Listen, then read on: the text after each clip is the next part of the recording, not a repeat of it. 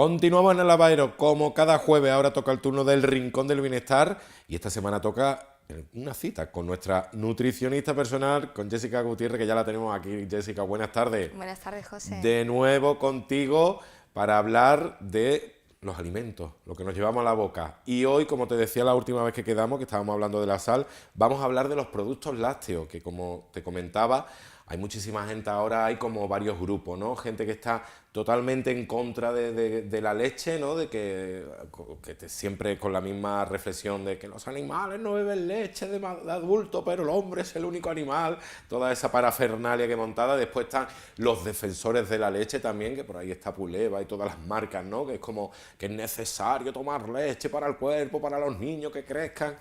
Y después está también la otra parte, que es como, sí, leche sí, pero en quesos, en yogures, en frescas no. O sea, tenemos, en este caso de la leche, tenemos una cantidad de opiniones y de posturas gigantes. ¿Por qué? ¿Qué ocurre? ¿Es beneficiosa la leche para nuestro organismo? Esa es la pregunta más que vamos a empezar, Jessica. ¿Es beneficiosa la leche para nosotros? Bueno, como tú dices, hay muchísima controversia. Lo que tenemos que tener en cuenta es que nosotros necesitamos alrededor de unos 1.200 miligramos de calcio al día, ¿vale? Entonces, hablamos de bastante cantidad, ¿no? Es una cantidad considerable.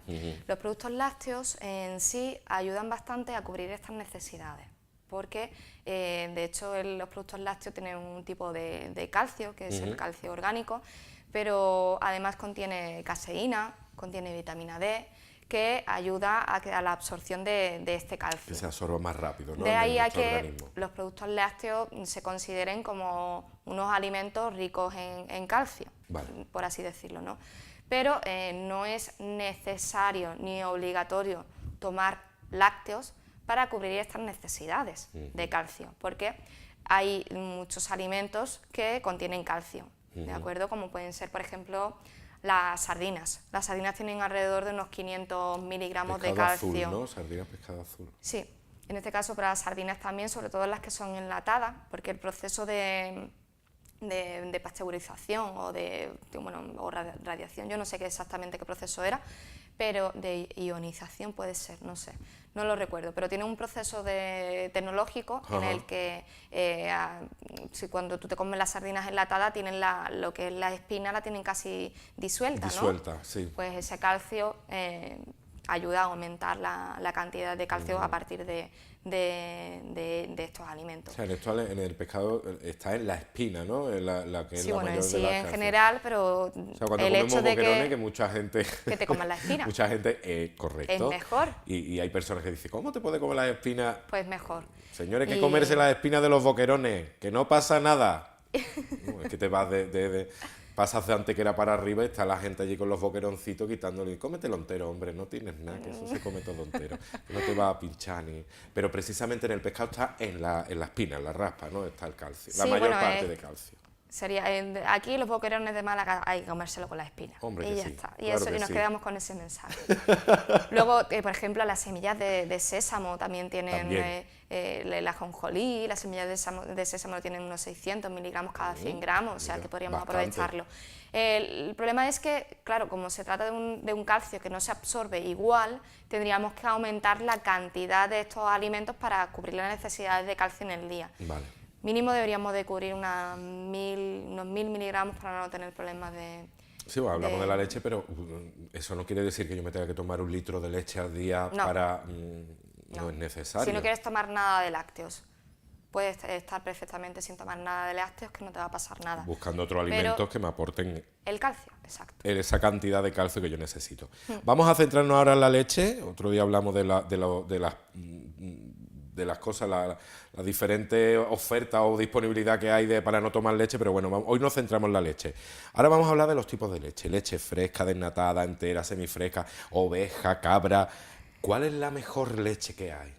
Leche de serpiente, leche de burra, que se bañaba ¿De serpiente, José? yo qué sé, ahora hay leche, tú vas al supermercado y ahora hay leche de todo y ya de lo que es, deja la parte animal, coge la parte vegetal, leche de arroz, leche de no sé cuánto, de calabaza, leche de la madre que... todo lleno de leche, todo ahora hay... Tienes toda la razón, José. A ver, leche, lo que se considera leche, nada más que existe la leche de mamífero, ¿vale? Vale. Y en este caso... El resto ya le llaman leche, pero por llamarle algo, ¿no? Porque es blanco y acuoso. Ya está. Y luego tenemos, pues sí, tenemos la leche de oveja, la leche de cabra, la leche de vaca. En este caso, la diferencia que existe entre la de vaca, la de oveja y la de cabra pueden ser las kilocalorías, por ejemplo. La de oveja te aporta unas 67 kilocalorías. La grasa, ¿no? También, ¿no? Claro. La grasa que tenga una y otra, ¿no? Eso te lo iba a comentar ahora. Y la leche de cabra y la de oveja son muy parecidas a nivel de composición de grasa, aportan unas 100 y pico kilocalorías, unas 105 o así, bastante. que yo recuerde. Sí, y difiere pues en eso, en su cantidad de grasa. En este caso, la leche de cabra, por ejemplo, sería más recomendable para los niños pequeños porque causa menos alergias. Leche de cabra para los más pequeños. Sí, la leche de cabra en este caso causa menos alergias. Y bueno, en diferencia entre si es semi, desnatada o entera, difiere en lo que es su cantidad de grasa. ¿Vale? En este caso tendríamos que tener en cuenta que este proceso tecnológico de que si es entera o es semi, conviene que sea eso, entera o semi, porque lo que hacen es extraerle la grasa y con ello se llevan muchas vitaminas, como por ejemplo la vitamina liposoluble, que es la vitamina D, que en este caso se va con la grasa, y luego lo que hacen es añadírsela. Si se trata de una leche que es semidesnatada o entera, por ahí sí que podemos obtener esa vitamina D, pero si se trata de una leche que es desnatada y luego añaden la cantidad de vitaminas D como necesita de esa grasa para que se acumule en el organismo, correcto, pues en este caso no nos interesa ese exceso de vitamina D porque es que no lo vamos a absorber, ¿vale? Las modificaciones de calcio se va a eliminar. Es exactamente igual, o sea, modificación de calcio en si es semi, entera o desnatada, no hay ningún tipo de modificación a nivel de calcio, ¿vale? Vale. Pero sí necesitamos esa vitamina D para absorber ese calcio, por lo tanto, ¿cuál de ellas es más ideal? Yo como nutricionista te recomiendo o la entera o la semi. O semi, ¿no? Pero desnatada no. Cuanto menos tratada esté, ¿no? Cuanto menos químicamente esté tocada esa leche, mejor, ¿no? Mejor. Sobre todo para, en este caso, los niños. Y hablando de los niños, lo que siempre nos han dicho es, tómate el colacao que si no, no vas a crecer, tómate el de esto que no vas a crecer, cómete el yogur que no vas a crecer. Incluso a gente que hoy, porque a mí me pasa de ser alto y decir, es que se comió mucho yogur de pequeño, ¿no? Y como parece que uno ha estado 24 horas comiendo yogur. ¿Es realidad eso de que comiendo lácteos uno crece? Realmente ahora vamos a romperle los esquemas a muchas madres claro. que a lo mejor estén dando de merendar a su hijo y le diga, a ver lo que me dices, ten cuidado, Jessica. El crecimiento del niño depende más de la genética, ¿no? que tenga ese niño y en sí de la hormona del crecimiento, no depende directamente de la leche que tome. Es cierto que se necesita esa cantidad, cubrir esas necesidades de calcio para no tener problemas de osteoporosis o que el niño pueda crecer con los huesos más fuertes, pero no depende de la leche, como decíamos antes, depende de la alimentación que tenga ese niño y las necesidades de calcio, si las cubre o no. ¿Es necesario beber la leche de vaca específicamente, por ejemplo, para el problema de la osteoporosis? ¿O...? No, desde luego que no, porque la osteoporosis depende de distintos factores, ¿vale? Y no solo del consumo de leche en sí, sino...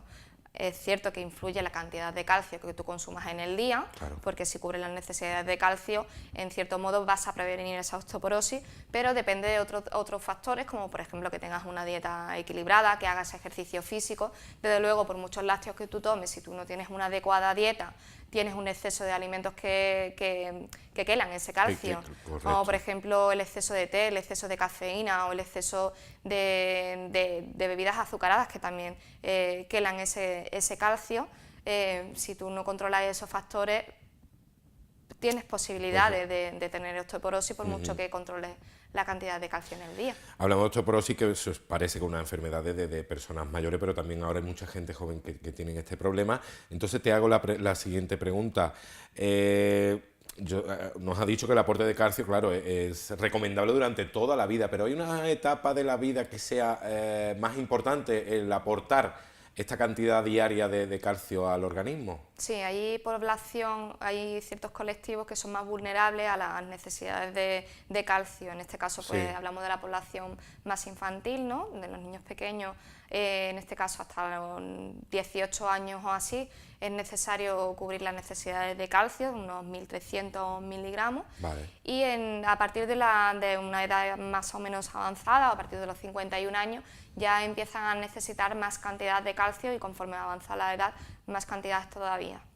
Es necesario cubrir en ese rango de edad, pero en sí unos 1.200 miligramos al día o mínimo unos 1.000 gramos al día de calcio para prevenir esa posible osteoporosis.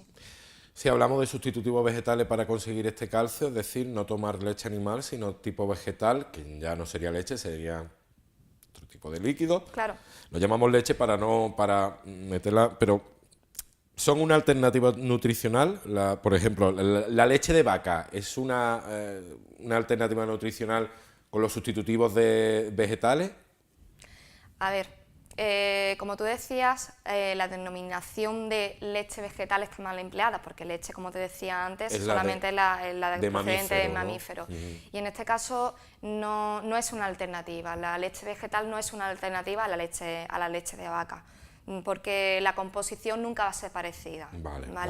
En este caso sí que le añaden calcio, le añaden vitamina D a las leches vegetales, pero hay que mirar muy bien el etiquetado, porque muchas veces, por ejemplo, te dicen leche de almendras y tiene un 5% de almendra, al final lo que estás tomando es agua azucarada. Sí.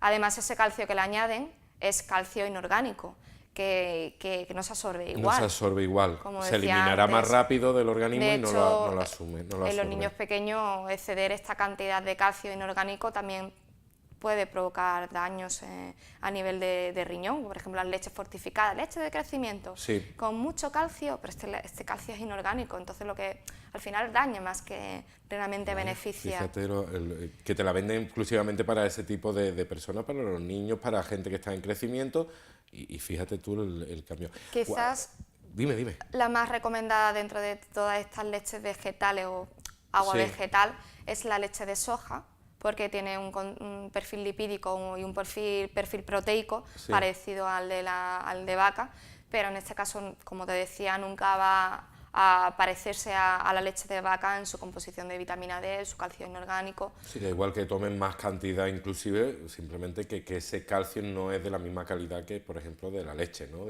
Exacto. Entonces, si hablamos, por ejemplo, que habrá muchas personas con niños pequeños que a lo mejor no quieran darle ese tipo de leche animal, sería recomendable que por lo menos desde pequeño, ¿no? En el momento del crecimiento, si tomaran esa leche entera o semidesnatada, como estaba hablando antes, para ese crecimiento, ¿no? Es bueno para ese niño, ¿no? En vez de a lo mejor desde pequeño totalmente eliminarle ese tipo de leche. Como decíamos antes, si la madre considera que no quiere darle lácteos a su hijo, puede hacerlo perfectamente, porque no puede cubrirlo con otros alimentos, ¿vale? De ahí a otra cosa es que el niño pues tenga problemas digestivos y que no puedan que en utilizar... el futuro eso le pase factura o sea que en ese momento realmente sea intolerante a la lactosa, por ejemplo. Vale. Estamos terminando ya, Jessica. Se me quedan muchas preguntas en el tintero, pero bueno, ya haremos otro programa hablando de los lácteos, que también tienen tela los lácteos. Te voy a hacer... mira, ahora precisamente que hablamos de la intolerancia, ¿qué se debe hacer si sospechamos, por ejemplo, piensa, pues me he tomado un vaso de leche y estoy notando de que ahora, cada vez que me tomo un vaso de leche, resulta que a las 3 horas estoy sentado en el baño sin poder levantarme, o resulta que a lo mejor ceno una típica cena ahora en invierno, ¿no? Tomarte un colacao calentito, dice, pues en vez de tomarme, tomo un vaso de leche calentita antes de dormir, pero resulta que por la mañana me levanto con un dolor de estómago y noto, entonces... ¿qué debemos de hacer si sospechamos que no somos tolerantes a la leche? Es decir, que nos está sentando mal. En este caso sería intolerante a la lactosa que contienen los lácteos. Si somos intolerantes a la lactosa, normalmente lo notamos, como estabas diciendo tú, ¿no? A la media hora de tomarte ese producto lácteo y a las 3 horas empezamos a notar una serie de sensaciones o de malestar a nivel digestivo, hinchazón, problemas estomacales. Que algo no va bien. Al final, hay algo que no. Entonces, la mejor forma de saber si eres intolerante a la lactosa es haciéndote una prueba, que son pruebas muy sencillas, como la expiración de hidrógeno o la acidez de las heces. hay distintas pruebas, o a nivel sanguíneo te puedes hacer una prueba, son pruebas muy sencillas, olvidándose de aquellas pruebas que te venden de que te vamos a detectar 200 alimentos que te causan intolerancia o te sientan mal. Hay que olvidarse de ese tipo de pruebas porque no tienen ninguna evidencia científica, y en este caso es como podemos saber si somos intolerantes o no. No hay que autodiagnosticarse que eres intolerante a la lactosa, porque si tú no tomas lácteos, al final sí que consigues o tienes más probabilidades de claro, hacerte intolerante, debido a que no le estás dando esa lactasa a tu cuerpo, y no provocas que tu enzima... lactasa. La lactasa es la enzima y la lactosa es el azúcar, ¿vale? Si tú no le das lactosa a tu organismo, la lactasa no se induce, esta enzima no Sí, se mantiene a lo largo del tiempo. En los primeros programas creo que hablamos de la moda, ¿no? De estos productos sin lactosa, y tú recomendabas que la gente que no era intolerante a la lactosa, que lo tomase, claro, exacto. que lo tomase, pero personas que no tienen problema con la lactosa, que siguieran tomando lactosa, porque llegaría un momento de que eso se le volvía en contra. Entonces, en el momento que tomaran a cualquier producto con lactosa, se podían convertir en intolerantes de esa enzima. Exacto, ¿no? de la porque tenemos que aprovechar esa evolución genética que hemos tenido, esa mutación genética. Hay gente que lo ha mantenido a lo largo del tiempo, hay gente que no la ha transmitido, esa mutación genética, pero sí, el cuerpo es inteligente. Si el cuerpo considera de que podemos seguir tomando leche y que no nos sienta mal, es por algo, porque algún efecto evolutivo ha tenido que tener en nuestra alimentación, y de ahí a que los mamíferos pues sigamos tomando leche y no nos cause problemas a la mayoría de nosotros. Después habrá millones de personas que te dirán todo lo contrario, que dice que esto es una cosa de las fábricas de productores de lácteos que están en contra y te sacan la frase típica, ¿no? De que los animales el humano es el único animal que toma leche de adulto. Y bueno, y volvemos otra vez a la carga y otra vez volvemos al caballito, ¿no? No es necesario realmente tomar leche en sí. No es necesario tomando, pero bueno, que tampoco pasa nada si tomas leche, ¿no? Los intolerantes a la lactosa, los alimentos fermentados, por ejemplo, como son los yogures, los quesos y demás, sí que la mayoría pueden seguir tomándolo porque esa lactasa ya se ha escindido. Ya es correcto. Y no causan tanto problema. Por lo tanto, en este caso es importante, o si no eres intolerante, toma leche y toma todo lo que quieras. Pues Jessica, como estamos en la hora perfecta, que es la hora de la merienda, ahora te voy a invitar yo un colacao calentito con unas magdalenas, unas tostaditas. Va a ser que no. Vamos a poner. Jessica, muchas gracias por venir una semana más con nosotros. Te esperamos la siguiente semana a ver de qué temas hablamos. Tenemos que sentarnos y a ver qué vamos a tratar en los siguientes programas, ¿de acuerdo? Estupendo, José. Etiqueta, acuérdate que tenemos que hacer el programa de la etiqueta, que ya está la gente esperándolo, del etiquetado, ¿vale? Estupendo, muy bien. Pues Jessica, lo dicho, muchísimas gracias y nos vemos en la siguiente cita, ¿de acuerdo? Hasta la siguiente. Nosotros continuamos en el lavadero, todavía nos quedan varios colaboradores que vienen a visitarnos en los jueves, en el día de la semana que es hoy, los jueves.